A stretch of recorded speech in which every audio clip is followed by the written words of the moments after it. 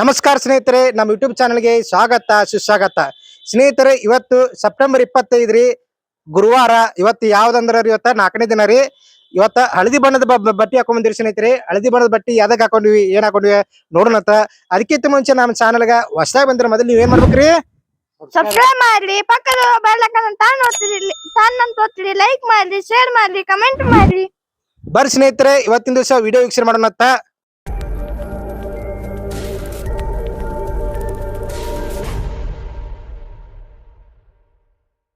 ಸ್ನೇಹಿತರೆ, ಇವತ್ತು ನಮ್ಮ ಫ್ಯಾಮಿಲಿ ಏನೈತಿ, ಅವಾರು ಅಪ್ಪಾರು ಮತ್ ನಾನು ಮತ್ ನನ್ ಮಗ ಉದಯ ಹಳದಿ ಬಟ್ಟೆ ಹಾಕೊಂಡ್ ಹಳದಿ ಬಟ್ಟೆ ಯಾಕೆ ಹಾಕೊಂಡ್ ಬಂದಿವಿ, ದೇವಿನ ಯಾವ ದೇವಿನ ಪೂಜೆ ಮಾಡ್ತೀವಿ ಅದನ್ನ ಮಾಡ್ತೀವಿ. ಇವತ್ತ ಅಪ್ಪಾರು ಮತ್ತೆ ಅವಾರು ಇವತ್ತಿನ ದಿವಸ ಹೇಳ್ತಾರ. ಸ್ನೇಹಿತರೆ, ಅಪ್ಪಾಜಿಯವರ ಯಾವ ದೇವಿನ ಇವತ್ತ ಇದ್ ಮಾಡ್ತೀರಿ? ಅವರ ಅಪ್ಪಾಜಿನ ಯಾವ ದೇವಿನ ಇದ್ ಮಾಡ್ತೀರಿ? ಕುಷ್ಮಾಂಡ. ಕುಷ್ಮಾಂಡ ಕು ಅಂದ್ರೆ ಲಘು, ಉಷ್ಮ ಅಂದ್ರೆ ಶಕ್ತಿ ಅಥವಾ ಉಷ್ಣ, ಅಂಡ ಅಂದ್ರೆ ಜಗತ್ತು ಅಥವಾ ಸೃಷ್ಟಿ, ವಿಶ್ವ ಅಂತ ಹೇಳಿ, ಬ್ರಹ್ಮಾಂಡ ಅಂತ ಹೇಳಿ ಈ ಕುಷ್ಮಾಂಡ ದೇವಿಯ ಪದದಲ್ಲಿಯೇ ಅರ್ಥ ಐತಿ. ಈ ದೇವಿಗೆ ಪೂಜೆ ಹೆಂಗ್ ಮಾಡೋದ? ಕುಷ್ಮಾಂಡ ದೇವಿಗೆ ಹಳದಿ ಬಟ್ಟೆಯ ಜೊತೆಗೆ ಪೂಜೆಯನ್ನ ಮಾಡ್ಬೇಕಾಗ್ತದ. ಆದ್ದರಿಂದಲೇ ನಾವು ಇವತ್ತಿನ ದಿವಸ ಹಳದಿ ಬಟ್ಟೆಯನ್ನ ಧರಿಸಿವು. ಹಾಗೂ ಹಳದಿ ಹೂವನ್ನ ಅವಳಿಗೆ ಅರ್ಚನೆ ಮಾಡುವುದರ ಮೂಲಕ ಪೂಜೆಯನ್ನ ಮಾಡ್ಬೇಕಾಗ್ತದ. ಹಾಗೂ ಇವಳಿಗೆ ಬಾಳೆಹಣ್ಣ ನೈವೇದ್ಯ, ಹಾಲು ಸಕ್ಕರೆ ನೈವೇದ್ಯ, ಆ ನಂತರ ಕೇಸರಿ ರವಾದಿಂದ ಸಜ್ಜಿಗೆ, ಈ ರೀತಿಯಾಗಿ ಅವಳಿಗೆ ನಾವು ನೈವೇದ್ಯವನ್ನ ಮಾಡಿ ಅರ್ಪಿಸ್ತೀವಿ. ಹಳ್ಳಿ ಬಟ್ಟೆಯನ್ನ ಹಾಕೊಳ್ಳೋದಕ್ಕೆ ಏನ್ ಹಿನ್ನಡೆ ಐತಿ? ಬಟ್ಟೆ ಇದು ವೃದ್ಧಿಯ ಸಂಕೇತ, ಬೆಳವಣಿಗೆಯ ಸಂಕೇತ, ಸೂರ್ಯನ ಸಂಕೇತ. ಸೂರ್ಯ ಯಾವ ರೀತಿಯಾಗಿ ಜಗತ್ತನ್ನ ಬೆಳಗ್ತಾನ, ಜಗತ್ತನ್ನ ವೃದ್ಧಿ ಮಾಡ್ತಾನ, ಆ ರೀತಿಯಾಗಿ ಹಳದಿ ಬಣ್ಣವು ವೃದ್ಧಿಯ ಸಂಕೇತ ಅಂತ ಹೇಳಿ ಈ ದೇವಿಯ ಕುಷ್ಮಾಂಡ ದೇವಿಯಿಂದ ನಾವು ಅರ್ಥಕೋತೀವಿ.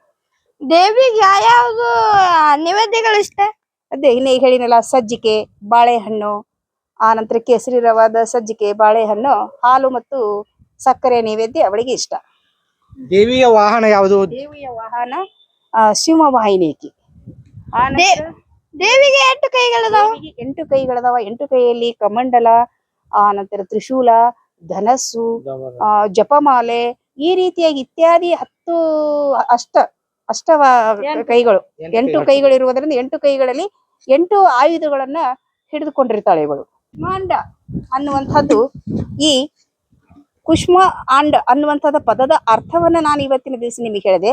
ಅಂದ್ರೆ ಇವಳು ಸೂರ್ಯನ ಅಂತರಾಳವನ್ನು ಆಳುವಂತ ಶಕ್ತಿಯನ್ನ ಹೊಂದ್ಯಾಳ. ಸೂರ್ಯ ಎಷ್ಟು ಖಡಕ್ ಆಗ್ಯದನ, ಎಷ್ಟು ಶಕ್ತಿಯನ್ನ ಹೊಂದ್ಯಾನ, ಅಷ್ಟೇ ಶಕ್ತಿಯನ್ನ ಇವಳು ಹೊಂದ್ಯಾಳ. ಈ ಬ್ರಹ್ಮಾಂಡವನ್ನ ಸೃಷ್ಟಿಯಾಗಬೇಕಾಗಿದ್ರ ಅವಳ ನಗು ಮುಖದಿಂದಲೇ ಈ ಬ್ರಹ್ಮಾಂಡ ಸೃಷ್ಟಿಯಾಗ್ಯದ. ಅವಳು ಯಾಕೆ ತನ್ನ ನಗು ಮುಖದಿಂದ ಬ್ರಹ್ಮಾಂಡವನ್ನ ಸೃಷ್ಟಿ ಮಾಡಿದಳಂದ್ರೆ, ಈ ಸೃಷ್ಟಿಯಲ್ಲಿರುವಂತ ಬ್ರಹ್ಮಾಂಡದಲ್ಲಿರುವಂತ ಸಕಲ ಜೀವಿಗಳು ನಗುತ್ತಾ ಇರ್ಲಿ ಅನ್ನುವಂತ ದೃಷ್ಟಿಕೋನದಿಂದ ಅವಳು ಈ ಬ್ರಹ್ಮಾಂಡವನ್ನು ನಗು ಮುಖದಲ್ಲಿ ಅವಳು ಏನ್ ಮಾಡ್ಯಾಳ, ಈ ಸೃಷ್ಟಿ ಮಾಡ್ಯಾಳ. ಈ ಸೂರ್ಯನ ಸಂಕೇತ, ಹಳದಿ ಬಣ್ಣದ ಸಂಕೇತದಿಂದ ನಾವು ವೃದ್ಧಿ, ಬೆಳವಣಿಗೆ, ಆರೋಗ್ಯ ಬೆಳವಣಿಗೆ ಆಗ್ತದ. ಆನಂತರ ನಮ್ಮ ಜೀವನದಲ್ಲಿ ವೃದ್ಧಿ ಆಗ್ತದ. ಇವಳನ್ನು ಪೂಜೆ ಮಾಡುವುದರಿಂದ ನಮ್ಮ ಸಕಲ ಕಷ್ಟಗಳು ಪರಿಹಾರ ಆಗಿ ನಮ್ಮ ಜೀವನ ವೃದ್ಧಿ ಆಗ್ತದ ಅನ್ನುವಂಥದ್ದನ್ನ ಇವತ್ತಿನ ದಿವಸ ನಾನು ಹೇಳಲಿಕ್ಕೆ ಇಷ್ಟಪಡ್ತೀನಿ. ಸ್ನೇಹಿತರೆ, ಈ ವಿಡಿಯೋ ಇಷ್ಟ ಆಗಿದ್ರೆ ಲೈಕ್ ಮಾಡ್ರಿ, ಶೇರ್ ಮಾಡ್ರಿ, ಮತ್ ನಮ್ಮ ಚಾನಲ್ ಹೊಸದಾಗಿ ಬಂದ್ರೆ ಮೊದಲ ಸಬ್ಸ್ಕ್ರೈಬ್. ಸ್ನೇಹಿತರೆ, ಮತ್ತೊಂದು ವಿಡಿಯೋದೊಂದಿಗೆ ಮತ್ತೆ ಬರ್ತೀವತ್ತ. ಎಲ್ಲರಿಗೂ ಹೃದಯಪೂರ್ವಕ ಧನ್ಯವಾದಗಳು.